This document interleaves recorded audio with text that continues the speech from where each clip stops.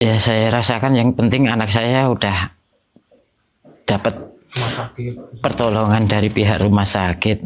Tadinya sih pengennya begitu, tapi ya ternyata ya gitu. Ya kalau misalnya saya kurang puas ya mungkin ya. Ya. Itu ya misalnya nyawa ya saya minta nyawa.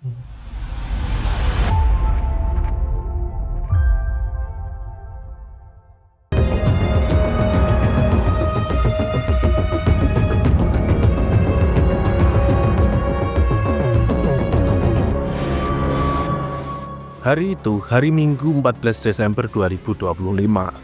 Mino dan istrinya dengan perasaan sukacita bergegas naik motor. Naik motor dari rumah mereka di Kecamatan Jatiyoso, Karanganyar, Jawa Tengah. Mereka harus melewati jalanan curam berbukitan, melahap 1 jam sebelum sampai ke Wonogiri. Mereka tak sabar menemui anak mereka yang nyantri di Ponpes Santri Manjung Wonogiri. Mino sudah menggenggam uang yang diminta anak mereka. Sebelumnya, anak mereka lewat telepon sempat minta untuk dibawakan uang bila sang ayah datang membesuk. Uang itu katanya untuk uang saku acara study tour bersama kawan-kawannya.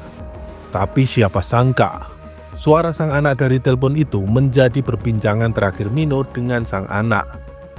Sesampainya di pondok pesantren, Mino dan istrinya syok. Sang anak sudah terbujur di ranjang dengan luka-luka di sekujur tubuh. Tak ada satupun pengurus ponpes yang memberitahu masalah ini. Mino adalah ayah dari MMA, bocah 12 tahun yang tewas di Ponpes Santri Manjung Wonogiri. Ia diduga mengalami perundungan oleh santri lain di ponpes tersebut. Hatinya hancur. Maksud hati menjadikan anaknya belajar agama hingga menjadi orang yang santun dan berakhlak. Anaknya malah tewas dengan cara tragis, dipukuli rame-rame oleh santri lainnya. Kami mewawancarai Mino untuk menceritakan apa yang sebenarnya terjadi di balik peristiwa yang memilukan itu.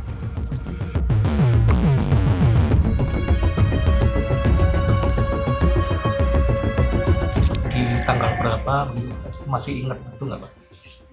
Kalau tanggal saya kurang ingat. Tapi pas waktu itu kan saya ke pondok, itu kan hari Minggu, kurang lebihnya jam 1 nyampe sana. Lah nyampe situ ada yang anak temen itu kan bilang kalau bahwa anak saya sakit. Dan saya langsung menuju kan ke kamar. Ternyata anak saya itu udah kondisi tengkurap, udah gak sadar. Bahwa nyampe kamar itu kan anak saya kan udah gak kenal sama saya sendiri, dan sama ibunya itu pun gak kenal. Dan habis itu ya saya pergi ke tempat minta izin sama pengurus di situ. Akhirnya saya bawa pulang. Saya bawa pulang untuk menuju rumah sakit. Pak, jadi ketika itu tuh Pak Mino itu mau membesuk gitu ya? Ya mau ngasih ongkos buat studi. Maksudnya mau ngasih uang saku lah. Gitu. Iya. Itu berapa bulan sekali gitu Pak? Berapa minggu sekali Pak Mino biasanya membesuk pas MMA ini Pak? Iya kalau ke pondok itu kan besok itu kan nggak pasti. Kadang sebulan itu 2 kali. Sebulan 2 kali. Kadang ya sebulan sekali. Apa dari pondoknya itu ditentukan harinya begitu Pak? Misalnya kalau mau besok harus hari Sabtu atau hari Ahad? Gitu. Sudah ditentukan. Harus hari Sabtu. Sebulan sekali. Oh, gitu ya. Dan sebelum saya jenguk ke situ untuk mau ngasih ongkos studi itu kan minggu kemarin itu kan saya ke sana udah ke sana. Itu buat bayar ongkos studi. Biaya pendidikannya. Iya. Biaya mondoknya gitu lah. Biaya ongkos ini studi. Oh, biaya pendidikan saja ya. Buat studinya. Buat pendidikan. Ya. Pak Mino itu dari rumah sini itu Pak, itu pondok pesantrennya Berapa lama Pak perjalanan? Ya kurang lebih 1 jam. Oh cukup jauh ya Pak, 1 jam. Itu di Wonogiri Pak ya? Wonogiri, Manjung. Di Nganjuk, Wonogiri. Apa Pak pertimbangan Pak Mino memondokkan putranya di sana itu Pak? Ya tujuannya sih untuk menimba ilmu di sana. Itu ya supaya jadi anak yang soleh. Tapi ya gimana lagi udah gini. Pak Mino sebelumnya misalnya mau memondokkan anak di sana karena ada keluarga lain begitu yang mondok di sana, atau misalnya dengar dari tetangga oh di sana bagus pondoknya, atau bagaimana gitu Pak? Ya tadinya sih ada kawannya yang di sana. Kawannya Pak Mino. Iya. Jadi terus anaknya itu pengennya di sana tadinya. Oh ini maksudnya kawannya Mas MMA itu di sana begitu. Iya. Oh, dia pingin ikut begitu. Ya misalnya di sana itu kan jenguk, misalnya ada penjengukan itu kan entah orang tuanya, entah mbahnya itu kan pengen ketemu cucu, itu kan jenguk kan dekat gitu. Jadi di sana memang dekat keluarganya Pak Mino. Dekat mbah. Oh dekat mbahnya ya, Iya. dari pihak ibunya. Iya. Oh di Wonogiri itu Pak. Pak Mino, sebelum Pak Mino ke sana gitu ya, terus kemudian tahu-tahu lihat anak sudah dalam kondisi sakit gitu, apakah ada pemberitahuan Pak dari pihak pondok? Tidak ada sama sekali. Termasuk misalnya ada update, misalnya perkembangannya anak ini bagaimana, mengajinya sampai mana gitu, komunikasi itu ada nggak? Nggak ada. Nggak ada sama sekali. Nggak ada. Baik Pak, kalau boleh tahu waktu itu Pak tadi menyambung tadi Pak Mino ke sana sama istri itu Pak? Sama istri. Sama istri, karena naik motor. Naik motor. Selama 1 jam ke sana, terus itu langsung menuju ke pondok. Iya. Terus sampai sana Pak Mino parkir motor, ketemu Temannya anak. Itu udah bilang, Pak anaknya sakit kan gitu. Oh gitu. Akhir itu ya saya langsung ke kamar. Ke kamarnya anak itu. Iya. Tanpa ketemu sama pengurus. Belum. Oh. Dan akhirnya lihat ini anak udah posisi tengkurap, udah nggak sadar. Saya langsung ke tempat minta izin untuk mencarikan obat. Yaitu langsung dibawa ke Astrini, rumah sakit Astrini itu. Waktu Pak Mino minta izin itu ke pihak Ponpesnya. Yang ada cuman Jagaan. Ini yang ada cuman sopir pribadi Pak Eko. Pak Eko itu pemilik Ponpes. Iya. Sumber pribadinya. Iya. Jadi Pak Mino bilangnya ke sumber pribadi. Iya, habis itu nyampe itu saya bilang dianya cuma telepon. Dikasih izin Siapa saya yang telepon? Sopir pribadi. sopir pribadinya. Telepon ke Pak Eko. Sopir itu telepon sama Mbak Titis. Oh, Mbak Titis itu pengurus begitu kan. Iya. Iya. Lalu Dikasih izin ya udah saya langsung bawa keluar dari pondok untuk menuju cari obat. sakit itu. Itu. Iya. Sampai itu pun belum ada Pak yang menghubungi. Nggak ada sama sekali. Sampai rumah sakit itu. Nggak ada. Dikasih tahu pun nggak ada respon. Pak, maksudnya bagaimana itu Pak? Pak Mino menghubungi mereka. Waktu di rumah sakit, saya kasih tahu bahwa anak saya udah masuk IGD, ruang ICU. Itu pun nggak ada respon. Itu Pak Mino menghubungi siapa Pak? Entah dari pengurus, entah dari Pak Eko. Oh. Jadi waktu di rumah sakit, Pak Mino itu telepon ke pihak Ponpes. Iya. Anak saya kenapa begitu kira-kira gitu. Iya. Itu teleponnya ke siapa Pak? Kenapa? Pak Mino itu waktu menelpon Ponpes itu yang menerima siapa telepon itu? Pak Eko langsung. Oh Pak Eko. Tadi Pak Mino langsung menghubungi Pak Eko. Iya, tapi nggak ada respon. Apa Pak waktu itu yang disampaikan oleh Pak Eko itu?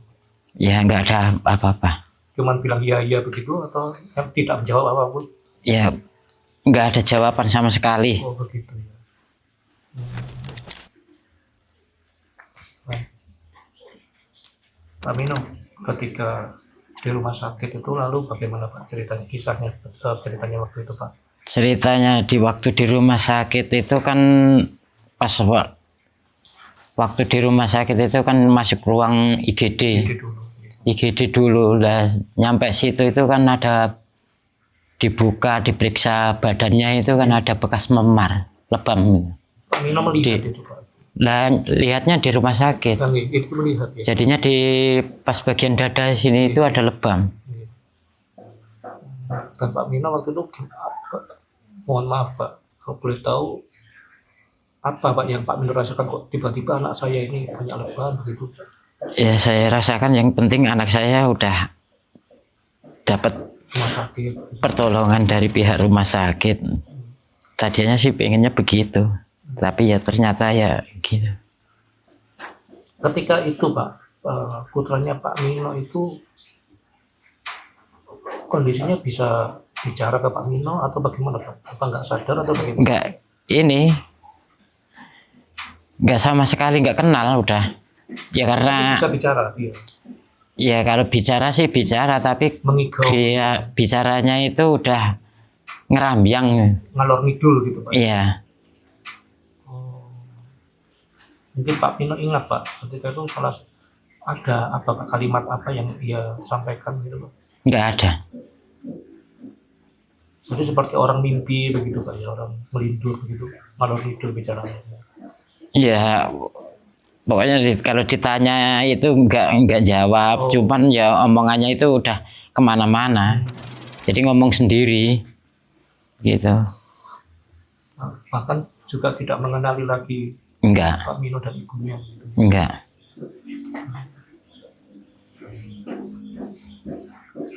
Pak Mino ketika itu berapa lama apa namanya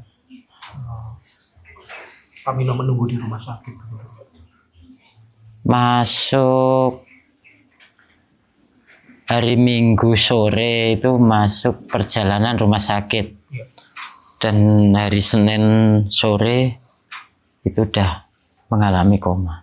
Mengalami koma. Ya. Lalu Kemudian saya langsung bawa pulang ke rumah. ke rumah.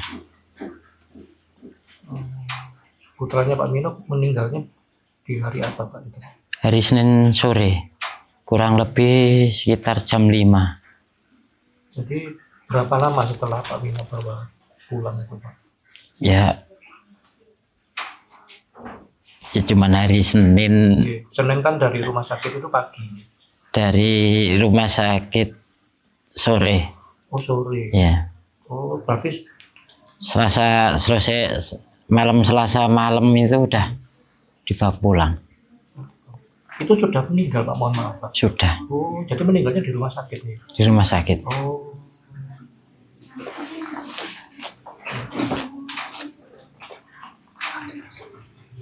Ya karena mungkin nggak bisa ngerasain sakitnya gimana kan gitu. Karena ada bekas lebamnya di dada itu. Iya. Pak, setelah Pak Mino kan sempat melihat kondisi tubuhnya nih Pak, yang banyak lebam di rumah sakit Pak. Iya. Setelah Pak Mino bawa ke rumah, apakah lebih banyak lagi Pak lebam yang Pak Mino lihat itu? Yang pertama itu kan lebam di dada. Iya. Terus di lengan tangan itu kan juga ada lebam. Iya. Terus di kepala itu ada coretan bolpen, Iya. entah tinta, itu juga ada. Terus waktu pemandian ternyata di kaki itu juga ada lebamnya. Begitu. Ketika itu Pak, mohon maaf Pak, Pak Mino itu punya pikiran apa Pak? Maksudnya Pak Mino waktu itu meyakini kalau anak Bapak itu meninggal karena dianiaya atau bagaimana Pak? Ya itu udah positif, dianiaya. Waktu itu ya, waktu Bapak pertama kali lihat luka lebam itu, Iya, sudah punya pikiran itu Pak? udah nyampe situ Iya. pemikirannya. Pak Mino, Senin malam itu putra Bapak meninggal dunia nih di rumah. Iya. Bapak bawa ke rumah. Sampai Bapak bawa ke rumah itu Pak, jenazahnya putra Bapak itu. Ya pondok sudah menghubungi. Pihak pondok waktu jenazah udah dibawa pulang habis disolatkan, Itu yang dari pihak pondok yang datang cuman Pak Eko sama ustadznya ke sini. ke sini. Tapi ya nggak bilang apa-apa, ya cuman bilang bela sungkawa saja.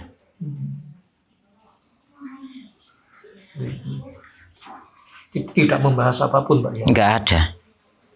Jadi ketika datang menyalami Pak Mino, mengucapkan duka cita gitu langsung pulang. Begitu. Iya, ya nggak langsung pulang sih, cuman ya karena udah saya merasakan ya kesal gitu mungkin. Iya. Saya tinggal ke belakang, Begitu Pak.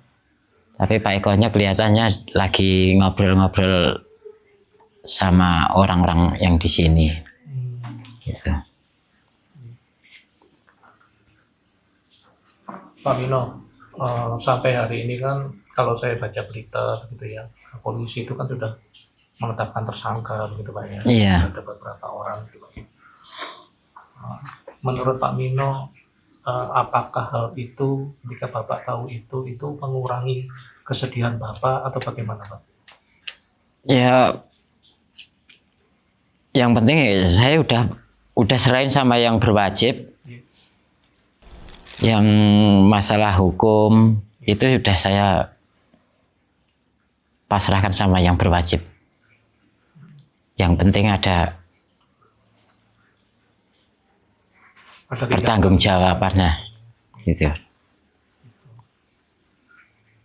Tapi adakah misalnya keinginan dari Pak Mino begitu, ada yang Pak Mino kurang puas, mesti harusnya ini yang ikut tanggung jawab, ikut dijadikan tersangka, tapi ternyata tidak begitu, ada nggak Pak seperti itu, pemikiran seperti itu?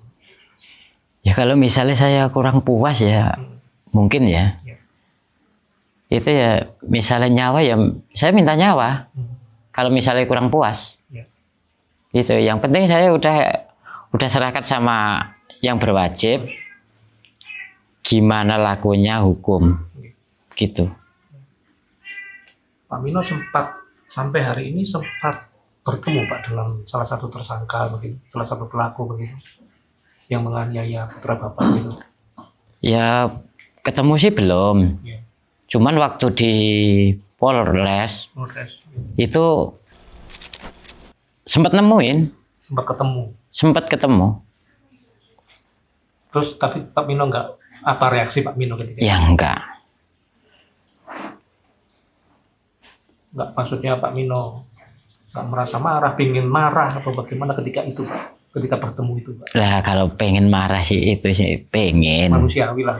Cuman ya namanya juga ada di kantor polisi ya Pak Mino menahan mungkin. bisa nahan lah.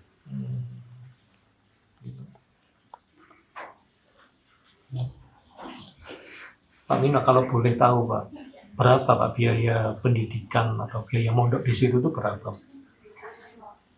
Kalau biaya pendidikan di sana itu kan per bulan itu kan kena uang 180. 180. Itu untuk semuanya atau apa? Untuk biaya pendidikan saja atau bagaimana? Ya per bulannya. Semuanya itu Pak ya? Ya. Termasuk biaya mondoknya, biaya asrama begitu. Iya, ya mungkin kalau saya kurang paham sih. Oh, intinya semuanya 180.000 itu Pak. Ya kalau masalah buat yang lain-lain itu kan belum. Oh belum. Belum. Oh, berapa Pak kalau misalnya yang lain-lain itu apa saja Pak? Ya misalnya buat bayar seragam, entah buku, entah ongkos, itu kan belum. Oh, tapi misalnya makan atau kamar itu sudah termasuk 180 itu. Ya mungkin ya segitu mungkin buat makan sama kamar. Intinya yang rutin itu 180 Pak ya. Iya. Bulan pasti keluar Pak. Ya itu ya sebulannya itu ngeluarin segitu. Masuknya ada biaya Pak, masuknya untuk masuk ke sana itu. Masuknya Biaya pendaftaran begitu. Ada nggak? dulunya pendaftaran ya ada. Berapa tuh? Kalau boleh tahu. Kemarin kena 800 berapa gitu, 60 apa entah berapa itu.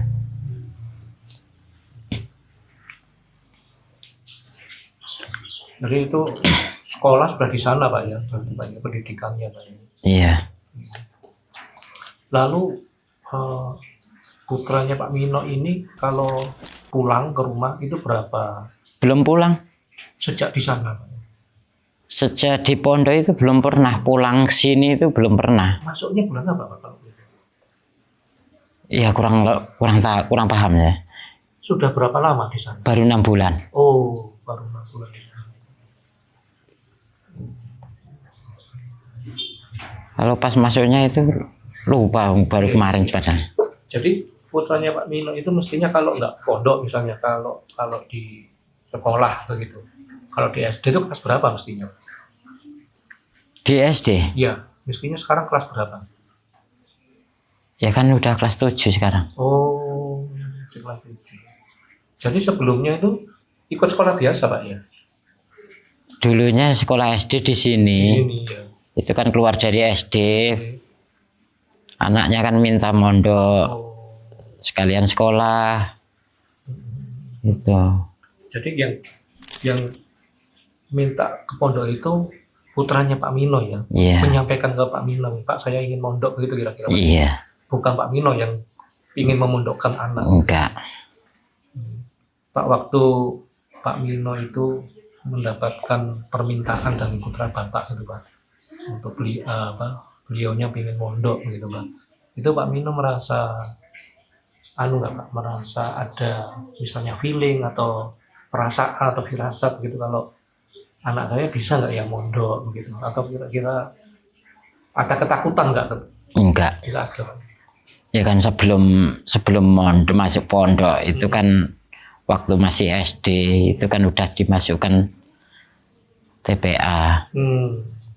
Jadinya kalau di mondok ajar aja kan paling itu. Tapi maksud saya Bertahapan. kalau sebelum ini kan tidurnya kan di rumah, tapi kalau di pondok kan tidur terpisah dari orang tua gitu, Pak. Ada kecemasan nggak waktu itu, Pak? Enggak. Nggak ada, Pak. Ya kan anaknya pengen mandiri mungkin. Iya.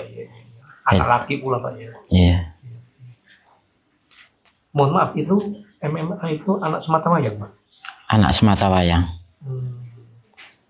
Iya.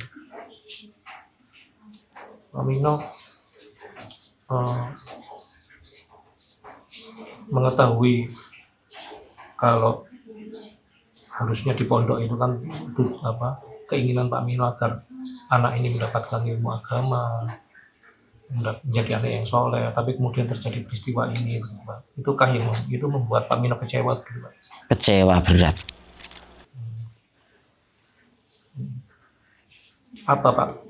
Apa yang Pak Mino seharusnya harapkan di pondok? Apakah mestinya di pondok itu pengawasan lebih ketat atau bagaimana, Pak? Kalau Pak Mino boleh menyampaikan sesuatu itu. Ya seharusnya itu kan di pondok itu kan ada pengawasan yang paling ketat. Terutama itu pengawasan ketat, yang kedua itu pengurusnya itu loh. Iya. Itu seharusnya ada entah masalah masuk angin anak, entah nyampe sakitnya apa, itu kan seharusnya ada komunikasi sama orang tua. Seharusnya kan begitu. Tapi ini sama sekali nggak ada kabar dari pondok, entah dari mana, itu nggak ada.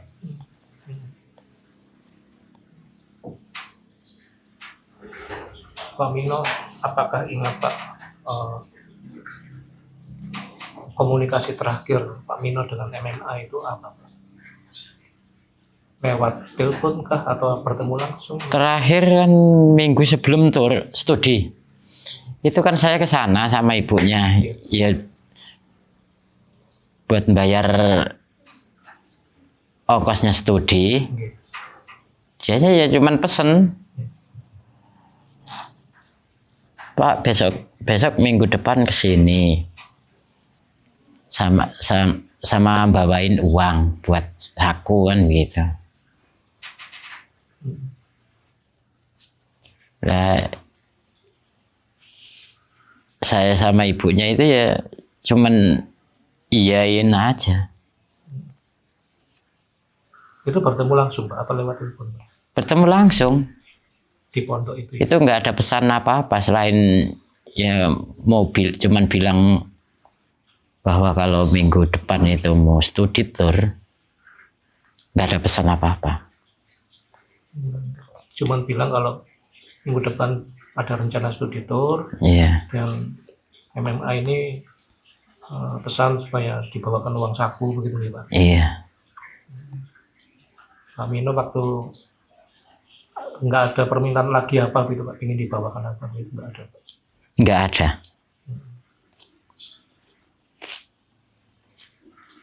Waktu itu juga putranya Pak Mino itu tidak pernah cerita Pak, misalnya di pondok itu sering ada anak yang memusuhi dia atau ada tindak kekerasan di pondok, itu nggak pernah cerita Pak. Oh, waktu itu dulunya sih pernah ada. Gitu Pak. Kata anak saya itu dulu pernah ditonjok sama temennya. Lah sampai tangannya itu bengkak kan gitu.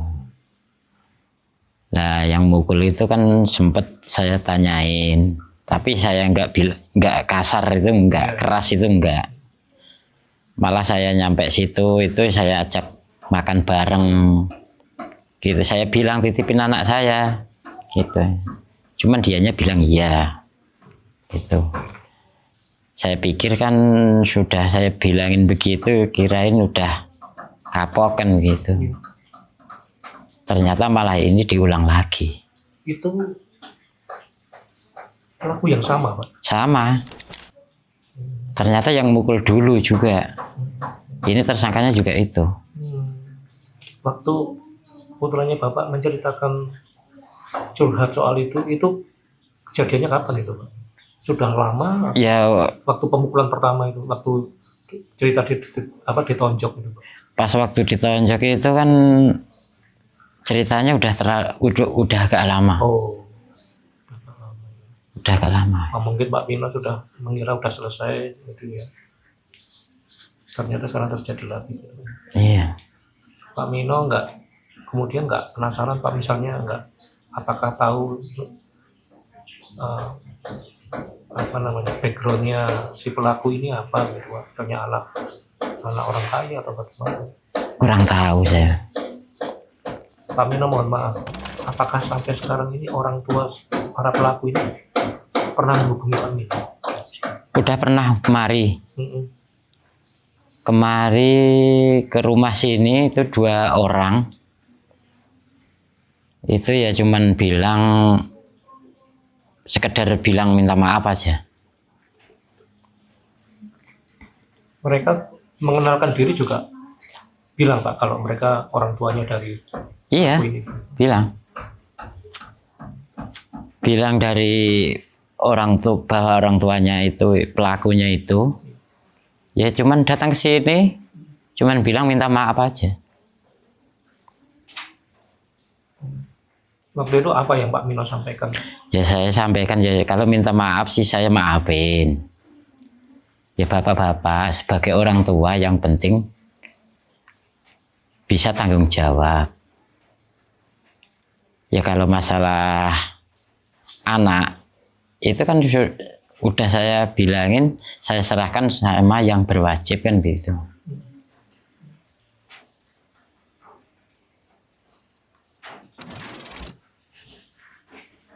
Pak Mino, Pak Mino itu kan memaafkan itu kan belum tentu, kan ada orang nih Pak yang kalau dia memaafkan pelaku kejahatan tapi dia ingin proses hukum itu tetap berlanjut begitu Pak. Iya. Kalau Pak Mino itu kalau boleh tahu bagaimana sikap Pak Mino? Apakah Pak Mino juga seperti itu atau Pak Mino belum bisa memaafkan para pelaku ini Pak? Ya kalau saya sih sebenarnya bisa memaafkan. Yang penting kalau masalah pelaku itu kan saya sudah selain sama yang berwajib sudah. Yang penting orang tuanya pelaku itu bisa tanggung jawab. Gitu. Tanggung jawabnya itu seperti apa? Maksudnya seperti apa? Ya pokoknya tanggung jawabnya karena perilakunya anaknya itu. Ya misalnya orang tua pelaku dan anaknya pelaku itu kan nyampe mukulin anak. anak saya itu sampai begitu. Iya. Itu sebenarnya saya ya nggak terima. Gitu aja. Iya. Jadi masih belum bisa menerima itu, Pak ya. Ya saya nggak terima. Ya kalau misalnya sekedar minta maaf, saya maafin. Karena orang minta maaf itu cuman gampang. Kan gitu. Ada bentuk tanggung jawab yang Pak Mino inginkan nggak dari mereka, Pak? Nggak ada. Hanya menjalani proses hukum saja begitu. Iya. Itu saja sudah cukup bagi Pak Mino. Ya kalau misalnya cukup gak cukup ya ntar bagaimana jalannya hukumnya di sana gitu aja.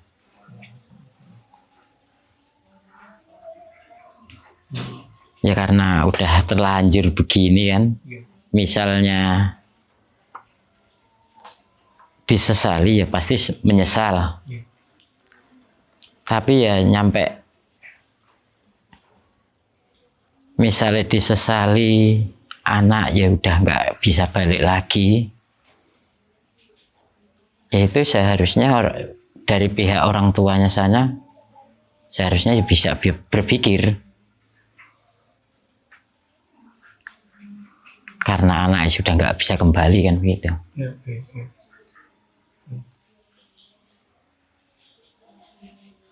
Ada nggak Pak, misalnya keinginan Pak Mino misalnya dihukum sampai berapa lama begitu Pak? Ya saya sih ngikutin jalur hukum aja. Udah. Menyerahkan semua percaya sama proses hukum begitu Pak? Iya. Pak Mino tidak punya keinginan begitu Pak supaya polisi seharusnya juga mengusut pondok pesantrennya atau pengelolanya begitu. Ya kalau masalah yang punya pondok itu seharusnya itu saya nggak bilang diusut, mungkin ya kena diusut. Ya pokoknya entah dari yang punya pondok, entah pengurus, entah siapa, pokoknya pelakunya di situ. Saya minta diusut. Semua yang terlibat. Semua. Pak Mino pasti kan punya foto dari putranya Pak Mino gitu. Itu Foto ada. ya, itu kalau melihat masih sangat sedih ya Pak. Ya namanya juga anak. Itu ya kalau teringat ya bisa nyampe nggak bisa bilang apa-apa lagi. Kalau teringat itu yang ada cuman keluar air mata.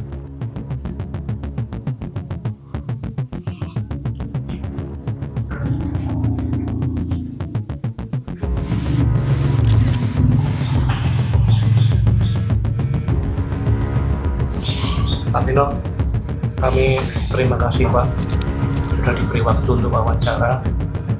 Sekali lagi kami dari kantor Tribun mengucapkan duka cita ya Pak. Iya. Apa yang Pak Mino alami. Ya, terima kasih. Gigi.